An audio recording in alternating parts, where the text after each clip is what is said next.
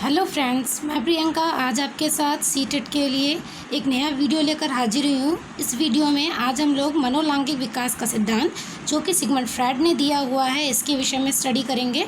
ये जो Sigmund Freud का मनोलैंगिक विकास का सिद्धांत है, इस मनोलैंगिक विकास के सिद्धांत में हम लोग पढ़ेंगे कि जो सिगमंड फ्रायड थे उन्होंने साइकोसेक्सुअल थ्योरी में क्या बताया है और जो इससे इम्पॉर्टेंट रिलेटेड पॉइंट है वो आज हम लोग इस वीडियो में स्टडी करने वाले हैं। इस वीडियो से, इस लेक्चर से सीटेट के एग्ज़ाम में कम से कम 2 से 4 क्वेश्चन तक लगभग सीटेट है, टेट है, सभी एग्ज़ाम में आते हैं। तो आइए आज हम लोग इसके विषय में स्टडी करते हैं। जो मनोलैंगिक विकास का सिद्धांत है, यानी उन्होंने बताया, सिगमंड फ्रायड ने बताया कि किस प्रकार से जो सेक्स होता है, सेक्सुअल होती है, वो मन के विकास में किस प्रकार से प्रभावी होती है। इस बात को सिगमंड फ्रायड ने बताया है। सिगमंड फ्रायड जो होते हैं टोटल पूरी, अगर हम उनकी पूरी थ्योरी की बात कर रहे हैं तो वो थ्योरी में पूरी तरह से थ्योरी जो है वो पूरी तरह से काम शक्ति, जो टोटल स्ट्राइविंग पावर है, जो लिबिडो है, इसके विषय में बात करते हैं।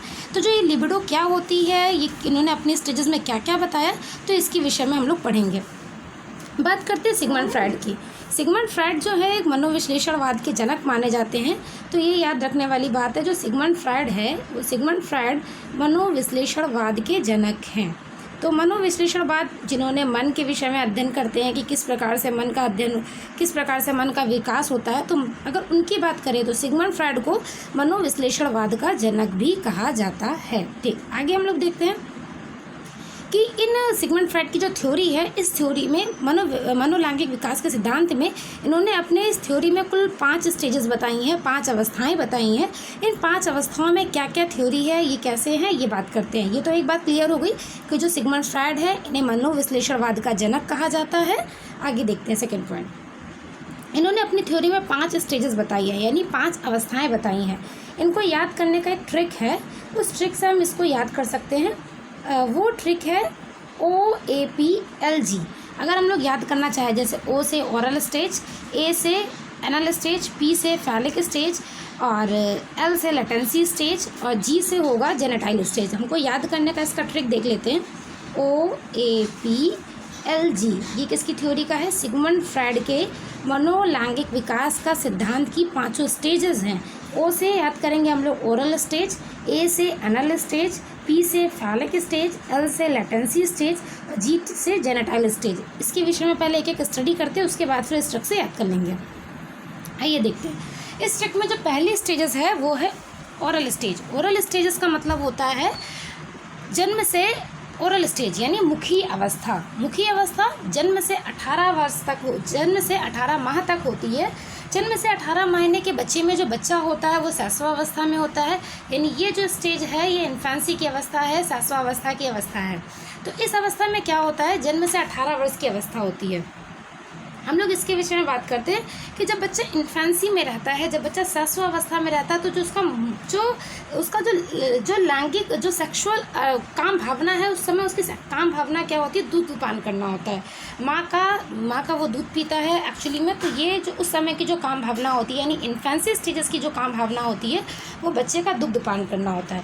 तो सबसे पहले जो, अगर हम लोग ये देखेंगे कि ओरल स्टेज में जो सबसे पहले काम कर रहा है वो उसके जो ब्रेस्ट फीडिंग होती है, दुग्धपान करना होता है, ये अवस्था होगी।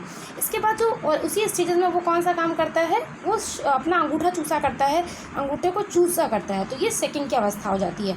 तो अगर हम लोग बात करें तो जो ओरल स्टेज है, इस ओरल स्टेज में वो कौन कौन सी काम करता है, जो उसमें कौन कौन से सेक्सुअल अर्ग पैदा हो जाते हैं, काम शक्ति कौन सी पैदा हो जाती है, उस समय जो शक्ति होती है वो ब्रेस्ट फीडिंग करता है, यानी दुग्धपान करता है अपनी माँ का।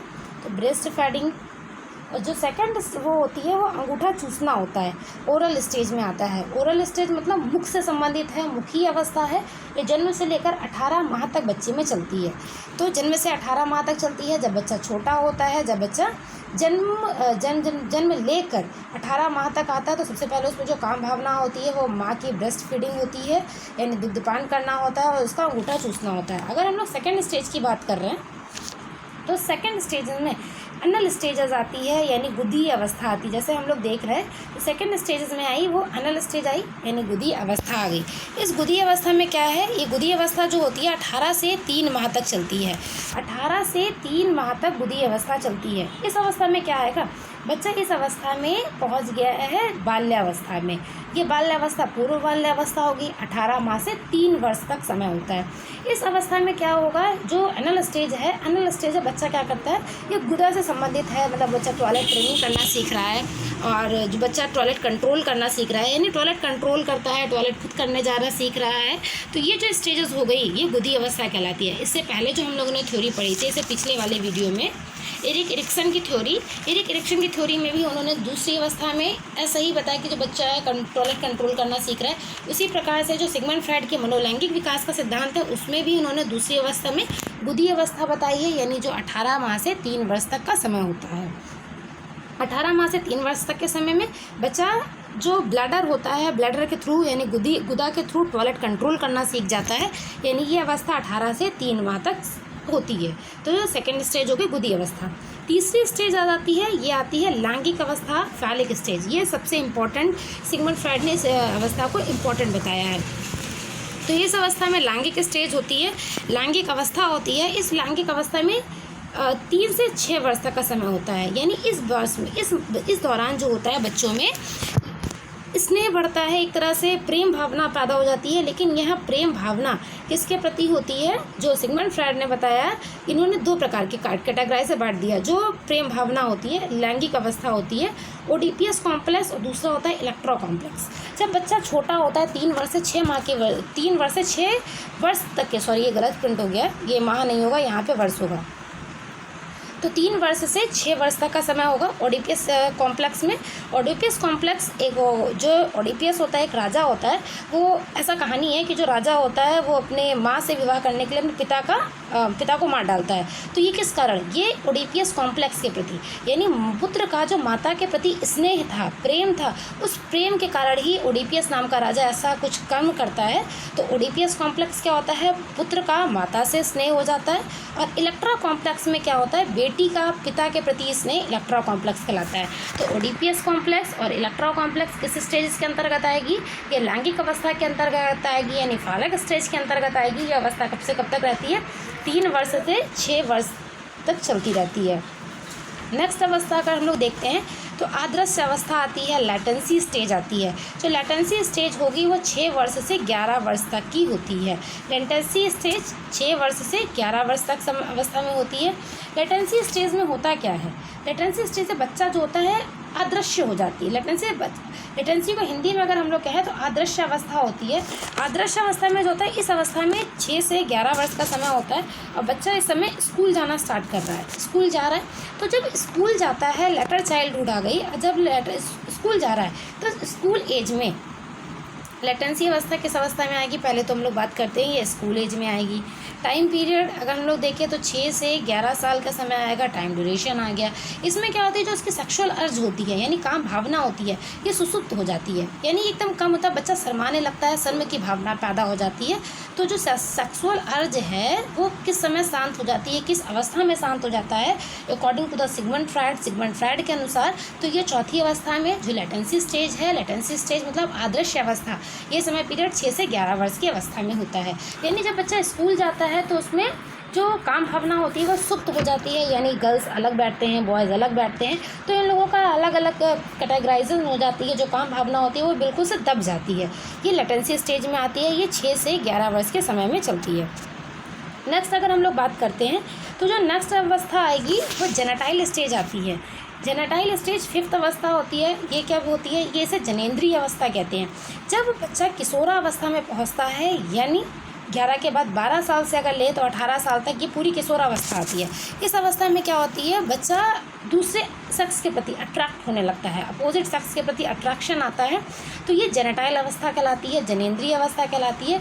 ये अवस्था कितने से कब तक चलती है, ये अवस्था चलती है किशोरावस्था से पूरी लाइफ लॉन्ग चलती रहती है। तो इस प्रकार से सिगमंड फ्रायड ने टोटल कुल मिला के कितनी अवस्थाएँ बताई, 5 अवस्थाएँ बताई हैं। पहली ओरल स्टेज है जो कि जन्म से 18 माह तक चलती है। दूसरी अनल स्टेज है जो 18 माह से 3 वर्ष तक चलती है। तीसरी लैंगिक अवस्था है, फैलिक स्टेज है, 3 वर्ष से 6 वर्ष तक चलती है।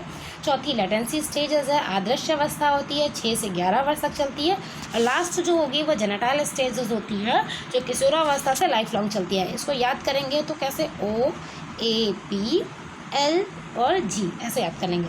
ओ ओरल स्टेज कब से कब तक, जन्म से लेकर 18 महीने तक, तो जन्म से लेकर 18 महीने तक ओरल स्टेज। ठीक, फिर अगर हम लोग बात करते हैं ए से, ए का मतलब होगा अनल स्टेज। अनल स्टेज गुदी अवस्था कब से कब तक, ये चलेगा 18 महीने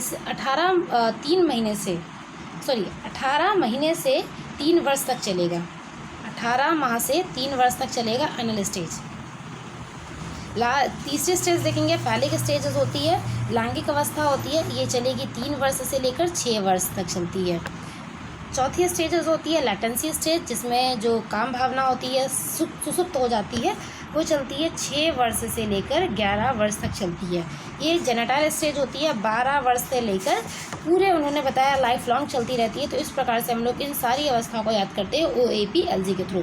ओरल स्टेज, अनल stage, phallic stage, latency stage और जेनेटाइल स्टेज। ओ से ओरल स्टेज मुखी अवस्था, अनल स्टेज गुदी अवस्था, फैलिक स्टेज लैंगिक अवस्था, लैटेंसी स्टेज अदृश्य अवस्था, जी से जेनेटाइल स्टेज सुसुप्त अवस्था।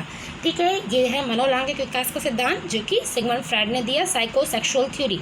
यानी इन सभी अवस्थाओं का बच्चे के मन के विकास में किस प्रकार से रोल प्ले होता है, यानी किन किन स्टेजेस में कौन कौन सी होती है, कौन कौन सी अवस्थाएं होती हैं। अगर ये सब बच्चों को अच्छे से मिल रहा है, यानी किस प्रकार से सेक्स उनका डेवलप हो रहा है, तो उसी प्रकार से उन बच्चे का मन भी डेवलप्ड होता जाता है। मनोविश्लेषणवाद में सिगमंड फ्रायड ने बताया। इसके बाद हम लोग पढ़ते हैं कि जो सिगमंड फ्रायड हैं, सिगमंड फ्रायड ने मनोविश्लेषणवाद के सिद्धांत के जनक कहा जाते हैं, ये सभी लोग जानते हैं। अब इन्होंने सिगमंड फ्रायड ने मनोविश्लेषणवाद के सिद्धांत इन्होंने बताया कि जो मन के बारे में इन्होंने जाना और मन के बारे में जानकर उन्होंने उसके व्यक्तित्व के बारे में भी पता लगाने का अध्ययन किया कि किसी व्यक्ति के मन को जानकर हम लोग उसके व्यक्तित्व का अध्ययन कर सकते हैं, उसके व्यक्तित्व का पता लगा सकते हैं। तो सिगमंड फ्रायड के मनोविश्लेषणवाद में ये भी बताया गया है। इससे पहले वाले में जो हम लोगों को पढ़ा वो मनोलैंगिक विकास का सिद्धांत था, ये सिगमंड फ्रायड का मनोविश्लेषणवाद का सिद्धांत है। सिगमंड फ्रायड को मनोविश्लेषणवाद के जनक भी कहा जाता है। सिगमंड फ्रायड की पुस्तक थी इंटरप्रिटेशन ऑफ ड्रीम्स। इस इंटरप्रिटेशन ऑफ ड्रीम्स जो पुस्तक है, इन्होंने ये बताया है कि किसी व्यक्ति के मन का अध्ययन करके किस प्रकार से हम उसके व्यक्तित्व का अध्ययन कर सकते हैं, ये सिगमंड फ्रायड ने अपनी इस इंटरप्रिटेशन ऑफ ड्रीम्स में बताया है।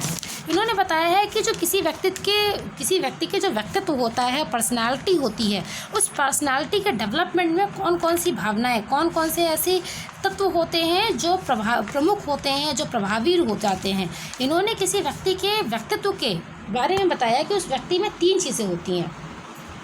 पहली होगी इद, दूसरी होगी ईगो और तीसरी होगी सुपर ईगो। इड मतलब क्या होता है? इद का मतलब होता है जो उसका अहम होता, इड मतलब उसकी खुद की भावना, इद जो है उसका, इद मतलब होता है अचेतन मन होता है, ये जन्म से ही हो जाता है, अचेतन होता है। इस अचेतन मन में क्या होता है कि मुझे ये चाहिए तो चाहिए, ये किसमें बताया है? इद में बताया गया है। ये मुझे करना है तो करना है, ये ज़्यादा करके बच्चों में ही पाई जाती है, जन्म से पैदा हो जाती है अचेतन में। इसमें जो होती है अवेयरनेस बहुत कम पाई जाती है, मतलब उसमें जागरूकता होती नहीं है, सतर्कता होती नहीं है। यानी बच्चा अगर जन्म में लेता है तो उसमें अचेतन मन जन्म से मिल जाता है, ये इड जो होती है उसको जन्म से ही प्राप्त होती है।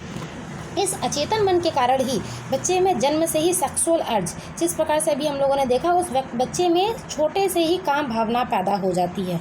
किसके थ्रू? इस इद के थ्रू ही। इद को क्या बताया है? अचेतन मन बताया है कि अगर बच्चे को पेंस, टॉफ़ी चाहिए, चॉकलेट चाहिए तो चॉकलेट चाहिए तो चाहिए ही। ये किस में बताया गया है? मनोविश्लेषणवाद में सिगमंड फ्रायड ने इड के अंदर डाला गया है कि जो इड है वो बताती है कि बच्चे का अचेतन मन कैसा है, उस अचेतन मन के कारण ही बच्चे का व्यक्तित्व निभर के आ रहा है।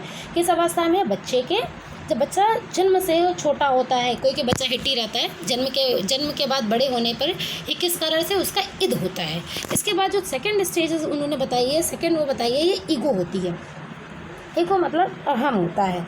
अहम ये अचेतन होता है, इसको वास्तविकता क्या है इससे कोई मतलब नहीं है। लेकिन जो ईगो है, ईगो बताता है कि वास्तविकता क्या है, ये ईगो ही बताता है। ईगो को रेफरी मैन कहा जाता है।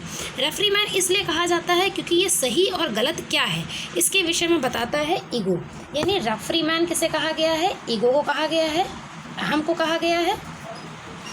इसमें बताया गया है कि चेतन मन किस प्रकार से काम करता है, यानी हम सोच समझ सकते हैं कि ये अच्छा नहीं है, ये गलत है, तो ये चेतन मन में बताया गया है।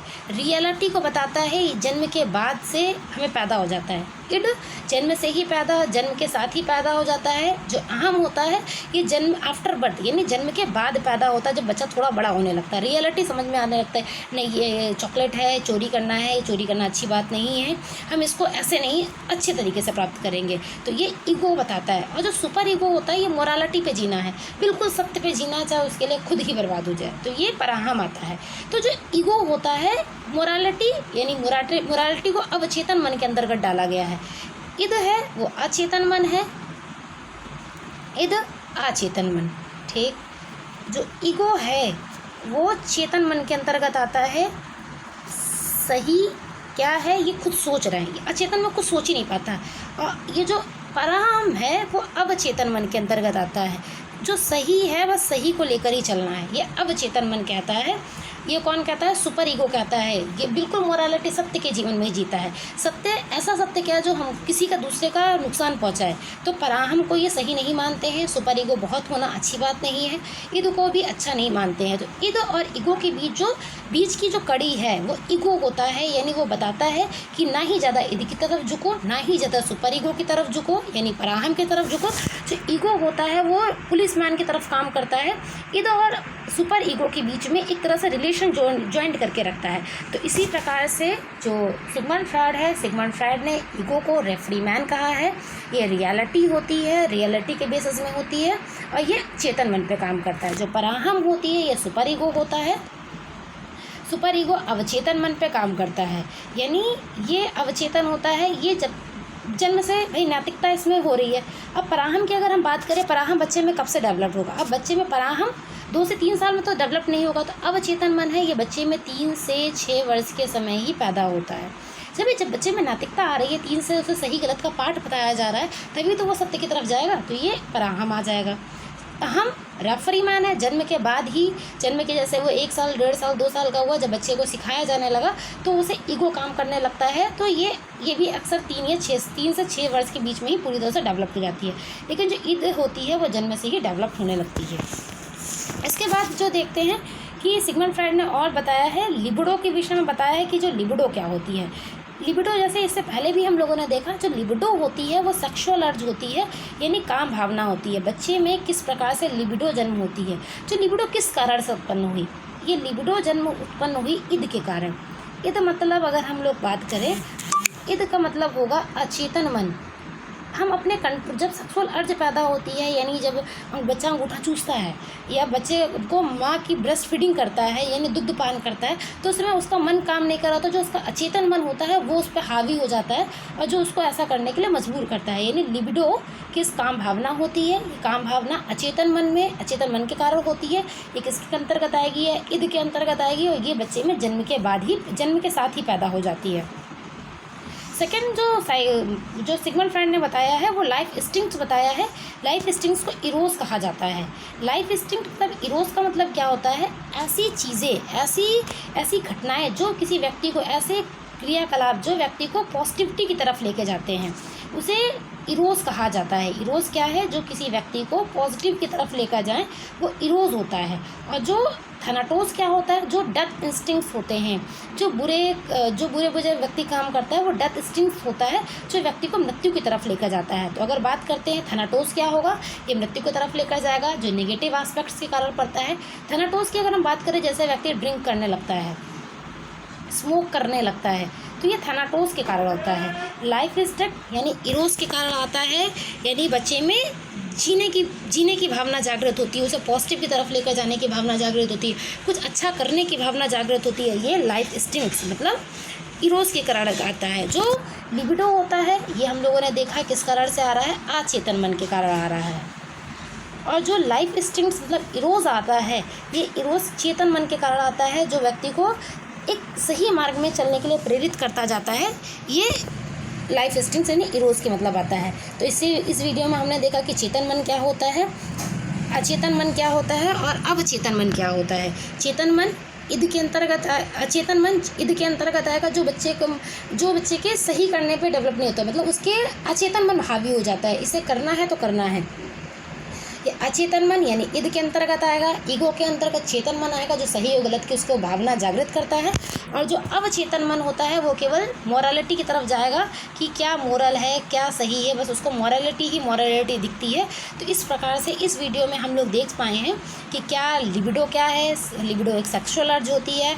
लाइफ इंस्टिंक्ट्स क्या है, यानी ये इरोज है, ये व्यक्ति को पॉजिटिव की तरफ लेकर जाएगा। डेथ इंस्टिंक्ट्स क्या है, थानाटोस होता है, जो बच्चे को नेगेटिव की तरफ लेकर जाता है। अचेतन मन होता है, अहम चेतन मन होता है, और पराहम अवचेतन मन होता है। मनोविश्लेषणवाद के जनक किसे कहा जाता है? सिगमंड फ्रायड को कहा जाता है। सिगमंड फ्रायड की पुस्तक इंटरप्रिटेशन ऑफ ड्रीम्स है। इन्होंने 3 ईद, ईगो और सुपर ईगो की बात कही है। चेतन मन, अचेतन मन और अवचेतन मन किसी व्यक्ति को सही मार्ग में लेकर जाता है तो वो होता है चेतन मन होता है। रेफरी मैन, पुलिस मैन किसे कहा गया है? वो ईगो को कहा गया है। सेक्सुअल अर्ज की भावना किससे पैदा हो जाती है? ईद के अंतर्गत पैदा होती है। लिबिडो, ईद के कारण ही लिबिडो आ जाता है। लिबिडो मतलब सेक्सुअल अर्ज, लिबिडो कहे या सेक्सुअल अर्ज कहे, बात एक ही है। तो इस वीडियो में हम लोग ने पूरी 5 स्टेजेस सिगमंड फ्रायड की पढ़ी, और ये 5 स्टेजेस हम लोगों ने OAPLG के थ्रू याद करी है। तो इस वीडियो में हम लोगों ने मनोविश्लेषणवाद पूरा स्टडी करा है, और इसके अलावा जो मनोलैंगिक विकास का सिद्धांत है सिगमंड फ्रायड का, ये स्टडी किया है, जिससे सीटेट के लिए आपको ये वीडियो बहुत ही हेल्पफुल रहेगा। मेरे आने वाले वीडियो को अब आप देख सकते हैं। आप बेल आइकन को प्रेस करिए, और जितना हो सके इस वीडियो को सब्सक्राइब करिए, शेयर करिए। Thank you for watching my video.